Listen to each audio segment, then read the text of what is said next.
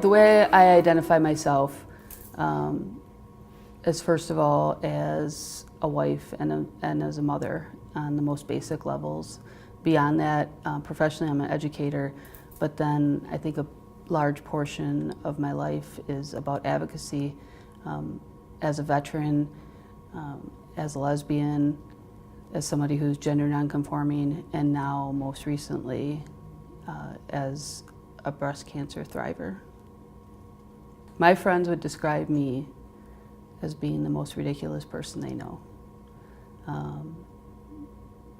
I think that they like being around me because they know there's always going to be laughs, but that there's always going to be conversation that is thoughtful and that is tough and that are deep conversations, because what I try to bring to every day is things that we don't like to talk about, but also the mix of humor that needs to be there so that we can get through those difficult conversations.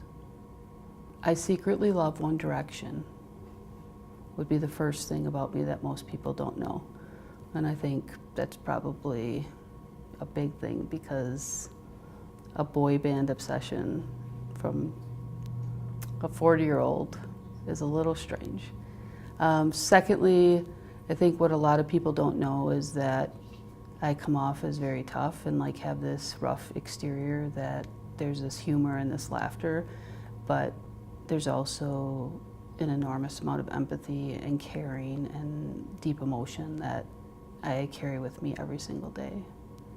And then the last thing is that I make the most amazing kale.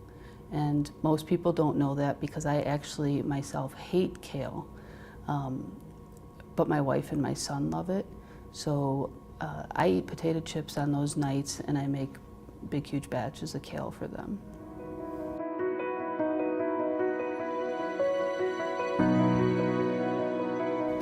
So I was first diagnosed in January of 2016 as stage 2, and at that point really had a very positive outlook about like I'm just gonna do this and I'm gonna get through it, and it's gonna be hard, but I can do it.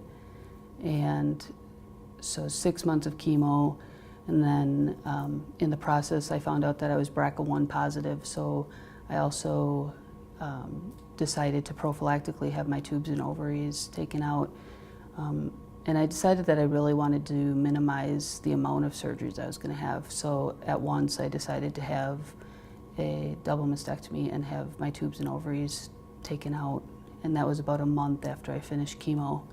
And at that point, I felt like I had been through hell and back, but just hearing that I was cancer-free, I felt like I had won. And about 6 months later, in February, I went in for a routine scan of my chest, and they saw a small spot and were concerned. And so they said, it's too small to do anything right now. Please come back in 3 more months. And so in 3 months I came back and it grew a little bit. And at that point, this was in May of 2017, and I think I knew then in my heart, when I really think about it, I knew because I had read enough to know the signs and symptoms were there, and I had this cough and I wasn't feeling well, and I knew just something wasn't right. So they told me, it's still not big enough to biopsy yet, we'd like you to come back. And in June of 2017, my son's father suddenly passed away of cardiac arrest.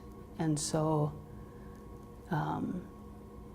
my biggest fear in working through this has always been to leave him motherless. And now my biggest fear was to leave him parentless.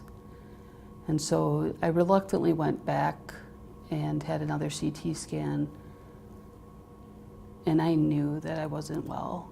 And it was on a Thursday afternoon, the doctor said, in July of 2017, and the doctor said, so we need to do lung surgery to remove these 2 parts because we can't get to them any other way, and we want to resect your lung, and we'd like to do it on Monday.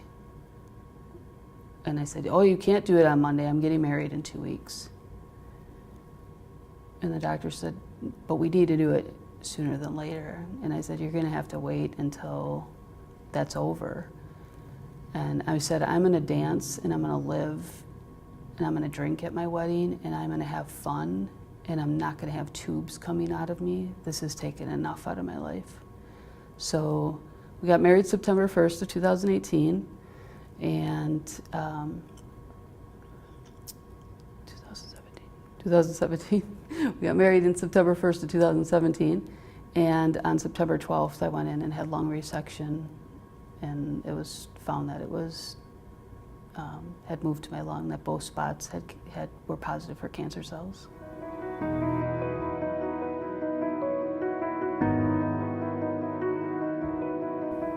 I think I cried all the way home, and I'm not a crier, so when I got out of the car and my eyes were red, my wife knew right away when I walked in the house, and I didn't even need to say anything to her.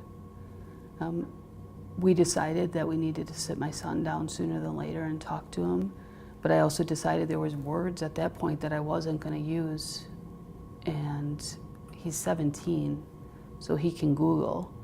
So I was very careful about the words I used, and I said, it's breast cancer and it's back and it's in my lungs. But I refused to, at that point, use stage 4, terminal, or metastatic, because I know what happens if you Google that. And this is a kid who stayed home from school one day with a cold, and when I got home, he ran out of the house and told me he had tuberculosis. So I was thinking, I'm definitely not going to use those words. It's changed my relationship in the way with them that I am more real. I'm definitely more emotional and more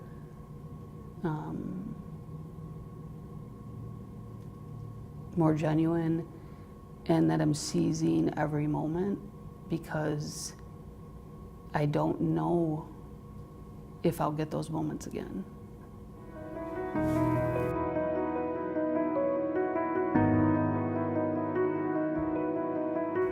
So the most challenging things are the unknowns and just never knowing. I think I was very naive to believe that the scans would get easier. In the teetering between wanting to be hopeful and wanting to be really positive, but then being a realist and knowing that even if it's not active, this disease is in me somewhere. It's just not progressing or it's not active right now, but I know it's there. So balancing the hope and balancing the realism is very difficult. The unknowns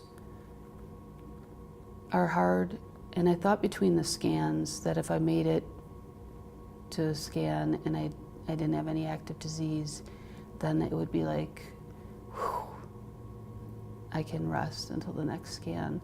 But instead what happened is the only way I can explain it is that every 3 months, it's like there's a truck that's driving towards me, and this truck is going about 5 miles an hour, and the closer that it gets to the 3 months, the truck starts to speed up, and it's driving faster and faster and faster, and I can't move until the day of the scan, and the doctor walks in and either says, we see more disease or we don't. Then I know if the truck veers off and doesn't hit me for that, or if it just hit me full blast again. And going through that every day is very difficult. I also struggle with some mental health diagnoses from when I was in the military. I have post-traumatic stress disorder. And so with post-traumatic stress disorder, unknowns and anxiety and hypervigilance of being worried that something bad is going to happen is constantly there.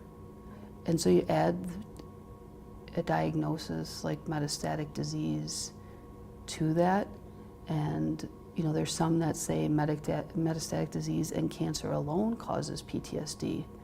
So you add a disease of constant unknowns to a mental health concern that's always has a fear of constant unknowns, and there kind of seems to be chaos running around in my brain. And so it's taken a lot of coping skills and a lot of time to kind of deal with those things and really work through those. And I think that there's a lot of people out there that are dealing with simultaneous diagnoses of mental health issues and of cancer diagnoses, and that it is a very difficult thing, and it's not easy to talk about, because you talk about metastatic disease and people shy away from that because they don't want to talk about death and they don't want to talk about illness. And you talk about mental health and people want to steer clear of that because nobody wants to talk about mental health. And so you add those two things together, and on top of it, my post-traumatic stress disorder is actually the result of a sexual assault.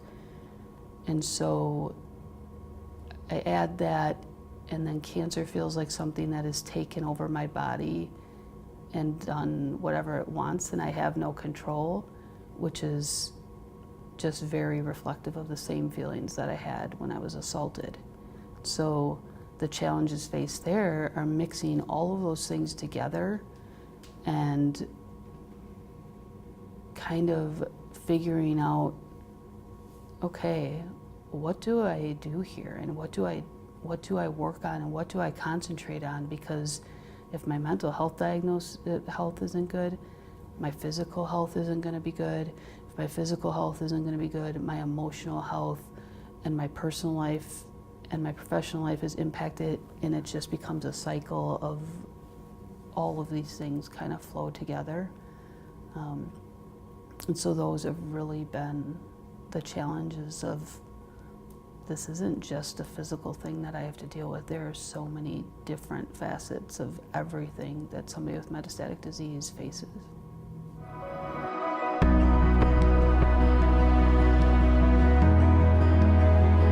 The most important thing in the world to me is to know that my son and my wife will be taken care of after I'm gone.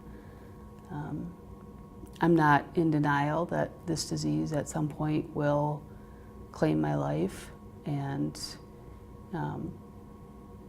I want to know that they're going to be taken care of. I've always had that provider role, and always have been a mother since I was 22 years old, so that is now almost the majority of my life.